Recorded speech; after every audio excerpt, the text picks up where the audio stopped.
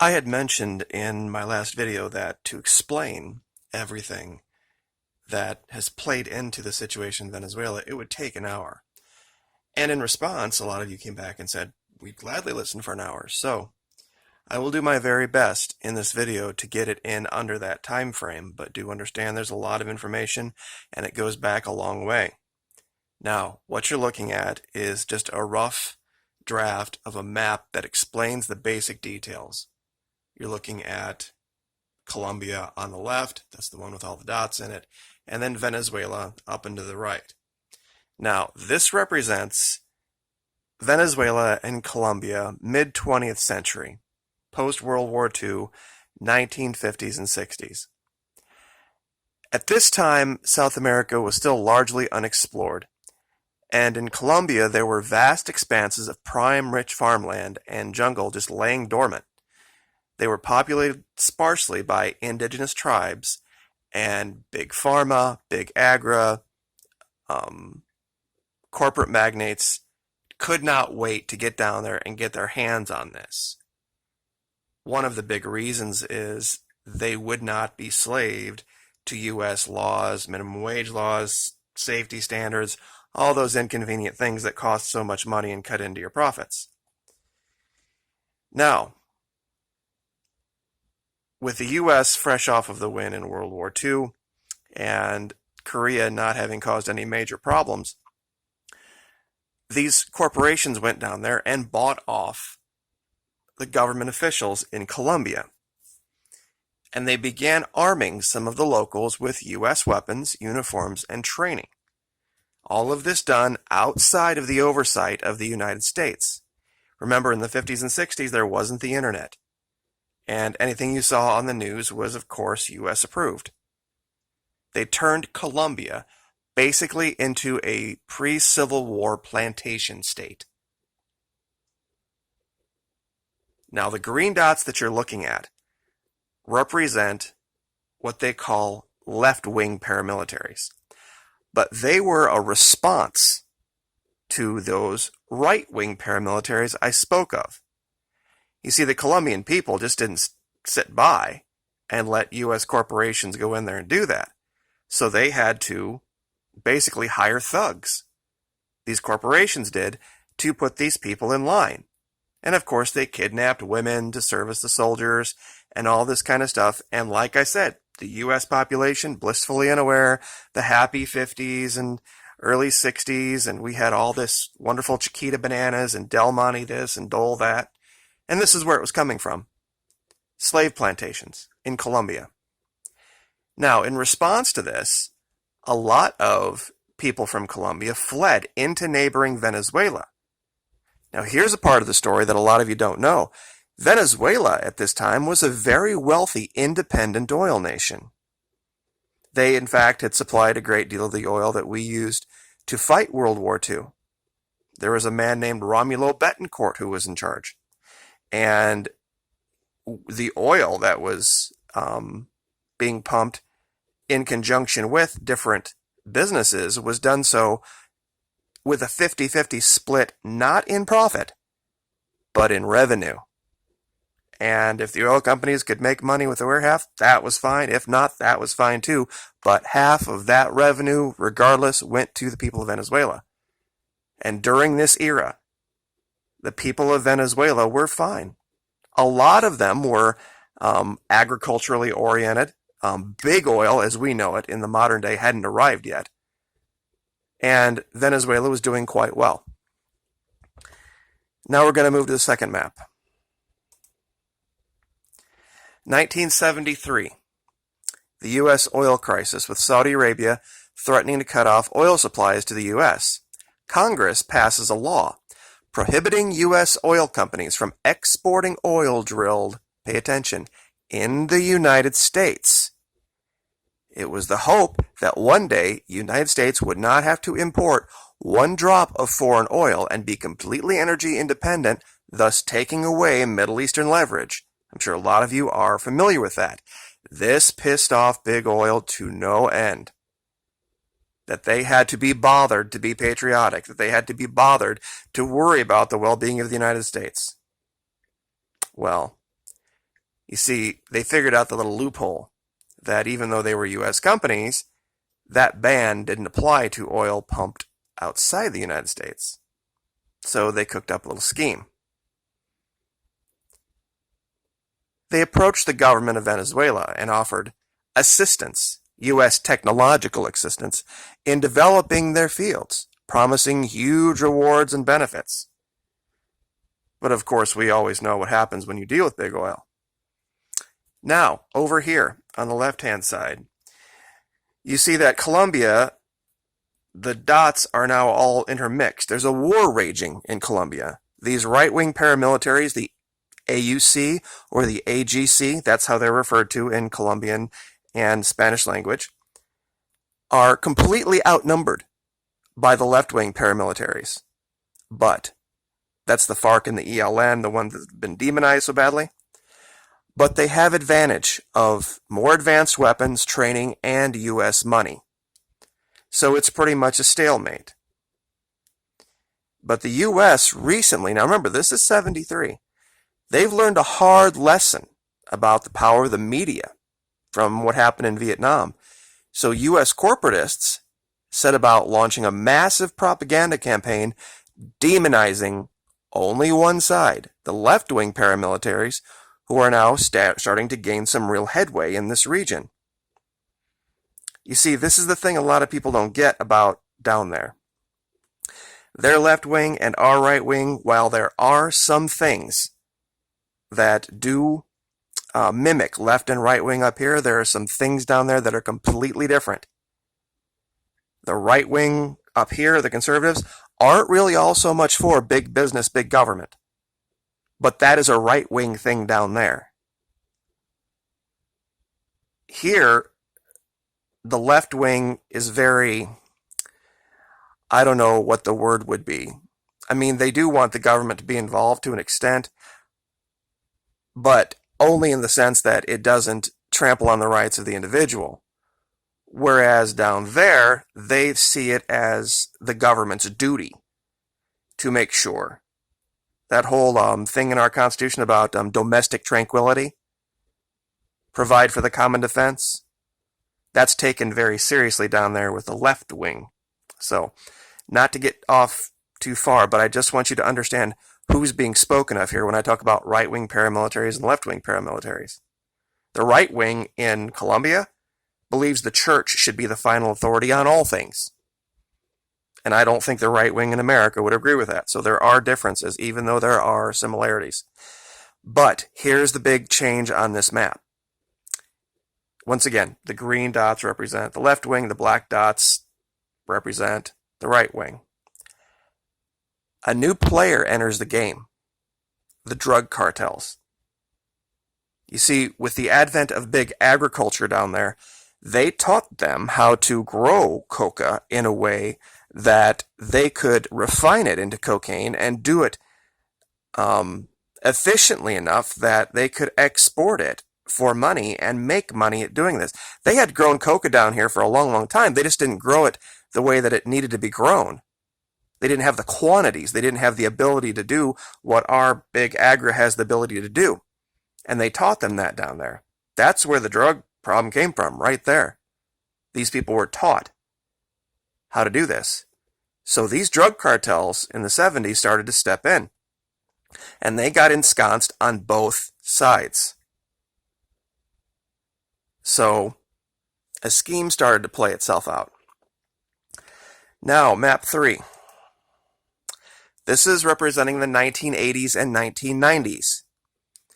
U.S. oil, over here in Venezuela, U.S. oil companies systematically begin raping Venezuela of its resources, infiltrating the state-run oil companies.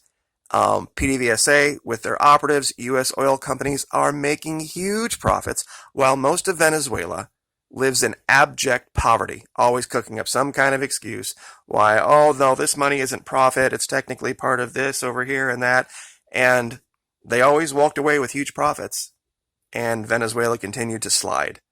In fact, the one example that I've shown on my channel, people have seen back in, what year was it? 1998. There was it wasn't even a hurricane, it was a massive rainstorm on the north side of Venezuela. over 20,000 Venezuelans died from the mudslides because most of them lived in these little ramshackle shanties because the standard of living had fallen so greatly because of what big oil did. All of these people that were farmers that had made their living with agriculture were now living much closer to the coast in places where there was no housing, places where people should not have been living.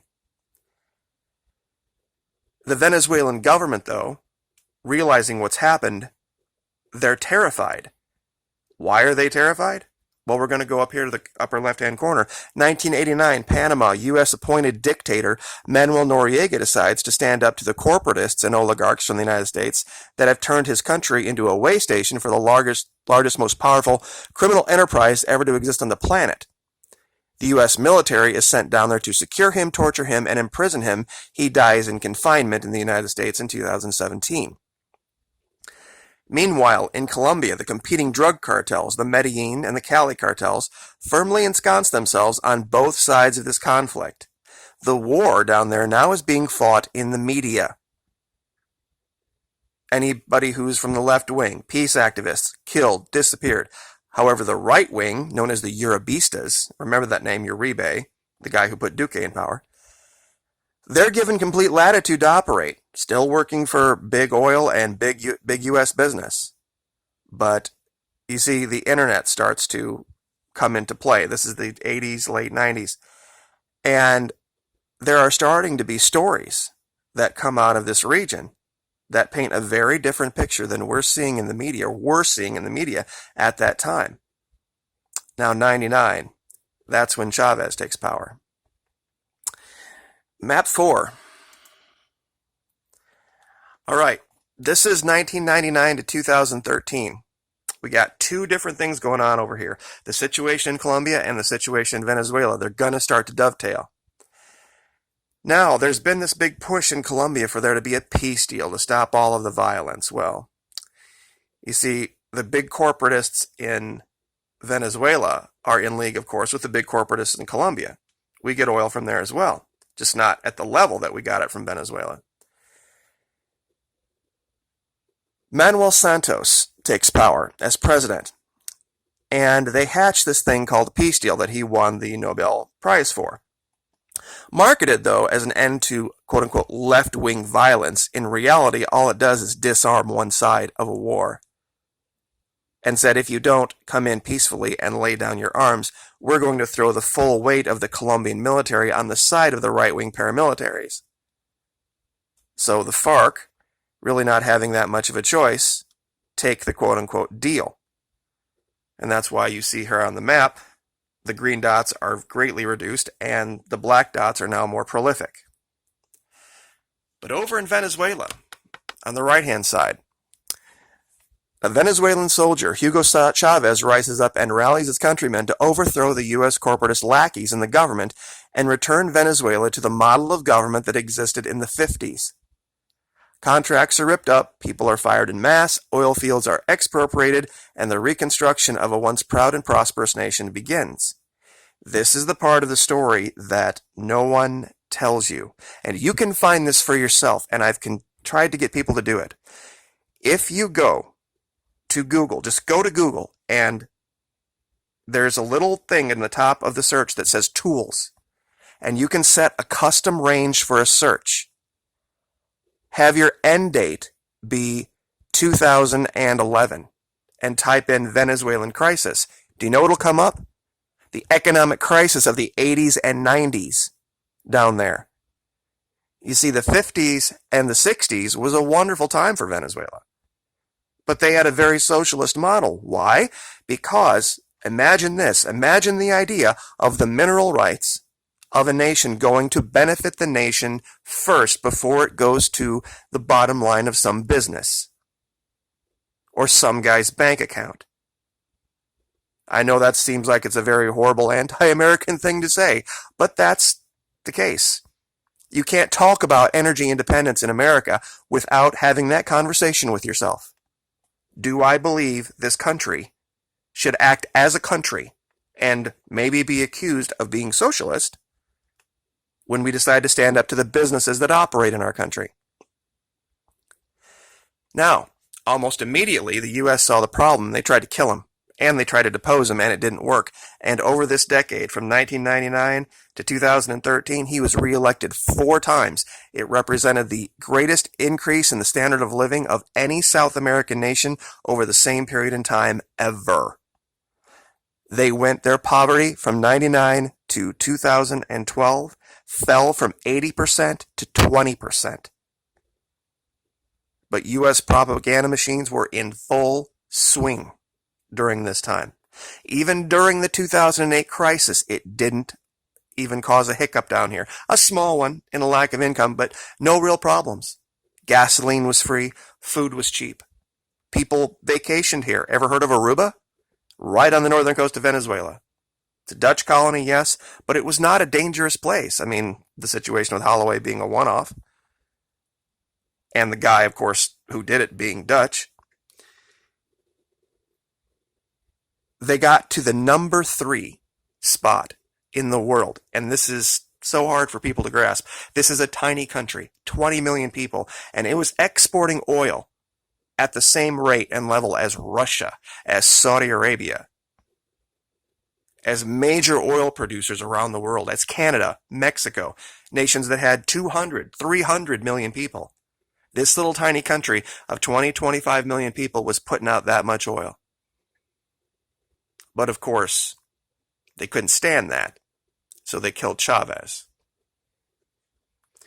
But something strange happened over in Colombia before we go to the next map. These newly energized right-wing paramilitaries, they got a new mission, and we'll see that in this map. Now that the FARC and the ELN had laid down, well, the FARC laid down their arms and the ELN fled into Venezuela, there was nothing to stop them from overrunning the country. During these years, Colombia and Peru vaulted. I mean, absolutely skyrocketed the amount of cocaine, it's almost synonymous, that they were exporting during these years. But there was a plan afoot to take down Venezuela, but it would require a lot of moving parts. The U.S. having failed miserably to win the propaganda war, failed miserably in trying to kill Chavez up until the very end, until the damage was done, they decided to orchestrate a major scheme. You see, in 2000, and I've talked about this before, 2015, the U.S. lifted that ban on exporting of oil. Back in the 70s, it was instituted to protect America. Well, now it's lifted. Now they can export oil right out of the United States. They don't have to pump it out of Venezuela. They can now pump it out of the United States, but they're going to get their pound of flesh. These right-wing paramilitaries start flooding the western part of Venezuela. That border has largely always been free and open because of the refugees, the Colombian refugees fleeing into Venezuela for the last 25 or 30 years. So they go into Venezuela and they start buying up en masse everything they can get their hands on. Any kind of groceries, gasoline, any kind of supplies you would get, they buy them and they take them back across the border into Colombia, and they start setting up black markets. Because the goal here is not so much to make quote-unquote money. They have a very specific mission. These black markets only accept Venezuelan bolivars, because the mission was to rob the country of its physical currency. See, they're not like the United States where we can print money indefinitely because of the petrodollar. Once the currency is gone, it's gone. And when you don't know what the game is, things start to spiral out of control very quickly. That by itself can be dealt with. But then, 2014, 2015, the U.S. conspires with Saudi Arabia to crater oil prices simultaneously to this. What does that do? It almost bankrupts 20 countries in the world. You see, the U.S. couldn't just join the oil markets. We can lift the ban all we want, but if we start flooding the markets, they crater and they completely collapse. And OPEC wasn't going to allow that. The OPEC countries were going to say, okay, we're each going to scale back our production to allow the United States to join. That's why we had to overthrow Iraq, so we could get a seat at the table of OPEC. So, U.S. oil prices absolutely crater. Venezuela, like many other countries, took it on the chin. But in 2015, in a going away present, the last administration decided to declare Venezuela an extraordinary national security threat, seized billions of dollars in their assets in the United States, and sanctioned them, preventing them from getting loans. The current administration doubled down on it twice. So here's the three things, this perfect storm for Venezuela. Their income cratered 80% in 1 year. They were having the goods and services in the western part of their country completely destroyed by these paramilitaries. The currency itself being robbed. And then sanctions. No ability to get loans to fix it. This is what caused the problem in Venezuela, not socialism. The problem was an engineered strike, with Venezuela losing the ability. And other nations around the world as well, Nigeria, Kazakhstan, Russia, more than I can name right now off the top of my head, all losing the ability to produce oil because of this. It gave the U.S. an opening. And now, what do you see? The U.S. basically took Venezuela's place supplying oil to China, and to India, and to the EU.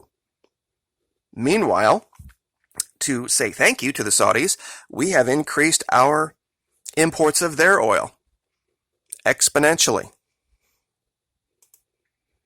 So here's where we stand. It didn't work. It almost did.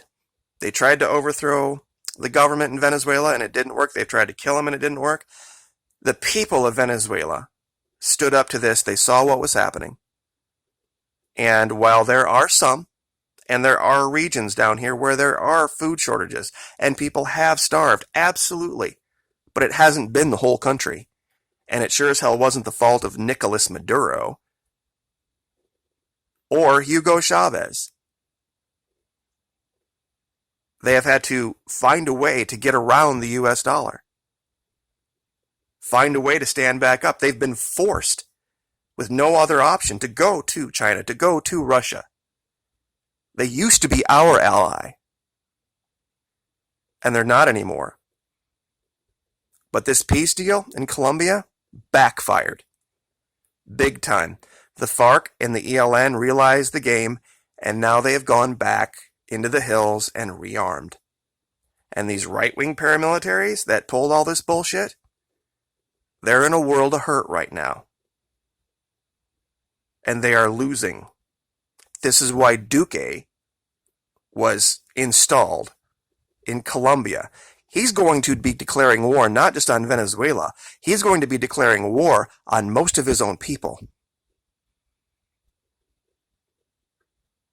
Sanctions, currency theft, income destruction, all of this. Executive orders. This has all been orchestrated at the direction of big oil. And don't you find it strange that as soon as this current administration took power, who ended up being Secretary of State? Rex Tillerson. Just long enough to get this going. And once he got in and he realized how bad it had been fucked up, he left. He's like, shit. This is totally screwed up. We can't win this now unless we go in and do regime change. And he wasn't going to be part of that, especially when it comes out. And regardless of the Fox News propaganda arm talking about zebra for dinner or whatever, they're not, of course, going to tell you that a lot of those pictures were from the Yemeni civil war. And like I said, there were problems in Venezuela. There still are problems in Venezuela. But it goes back to a very long argument down there about what the U.S. felt was its birthright, basically, for lack of a better term. Monroe Doctrine, Magna Carta, whatever you want to call it. The U.S. went down to South America and decided to help itself. And it got caught with its hand in the cookie jar by a group of people that it should have done its history lessons on. See, this group of people threw off the Spanish Empire in the 1800s. These people aren't the type of people to live under anyone's thumb. And if you want to look at the strange similarities between George Washington and Simón de Bolivar, he's their George Washington. And he is the one that freed South America. Ecuador, Venezuela, Colombia, and Panama all used to be one country called Gran Colombia. And when they threw off the chains of the Spanish, the 4 regions were divided up amongst 4 generals underneath Mr. Bolivar. And if you still don't think it was an orchestration, all of those sanctions that prevented banks from giving loans to Venezuela, there was one bank that was allowed to issue bonds. And that was Goldman Sachs and Steve Mnuchin, who raked in a bunch of money in 2017. And you can look that up. Look up hunger bonds. Steve Mnuchin, Goldman Sachs.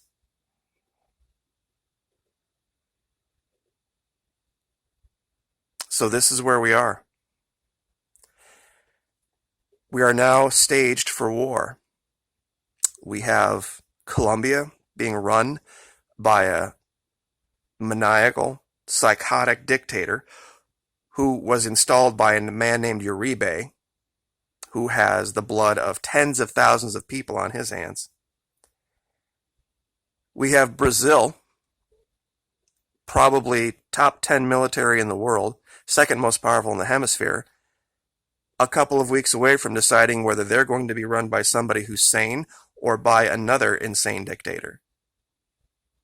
And read on Bolsonaro. If you really, really want to be honest with yourself, read up on Jair Bolsonaro.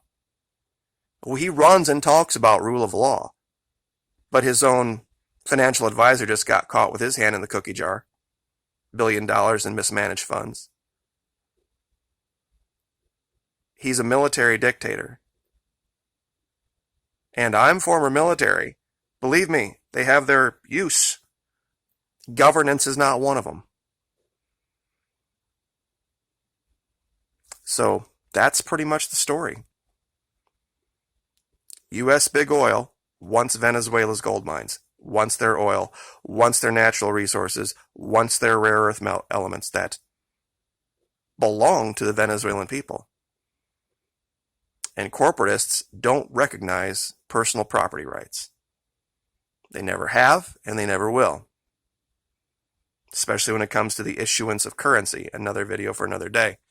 So, 28 minutes, I guess that's a lot better than I thought it would be. There's a lot more that I could have covered. But basically, in a nutshell, it's this. In the 70s, we banned the export of oil. And that caused big oil to go down here and take advantage of the people of the U.S. not paying attention, basically. The drug war, the massive amount of profits, the people that wanted simply to have their country work for them being shoved to the side. The fake peace deal. A leader in Venezuela that just wanted his people taken care of first. And then U.S. criminal involvement. It's all that simple. If you watch this video on a computer, you'll more than likely be able to read all of these different blocks of paragraphs that I've put on here. But go back. I've pretty much read them all verbatim. You know, and this one, the only one I forgot to read was about all of the other countries in the world that were affected by this cratering of oil prices, artificial cratering of oil prices. Massive bailout loans. They seized, and like I said, they seized billions of dollars in Venezuelan assets that could have been used to feed those people that did starve. See, they needed to have that story to get the U.S. people on the side of quote unquote humanitarian intervention. They had to have that heart-wrenching picture to show you, because they knew that after Iraq and after everything else that the U.S. people weren't going to be for going into a country unless they felt like it was going to save lives. That's why they had to orchestrate all this. And big oil and big banks have been at the center of this entire thing this entire time. So, any questions down in the comments section, please feel free. I'm sure I missed a lot of stuff. I will go back through this information and see if there's a part that I missed, and we'll do another one. So, have a great one. Like, share, subscribe.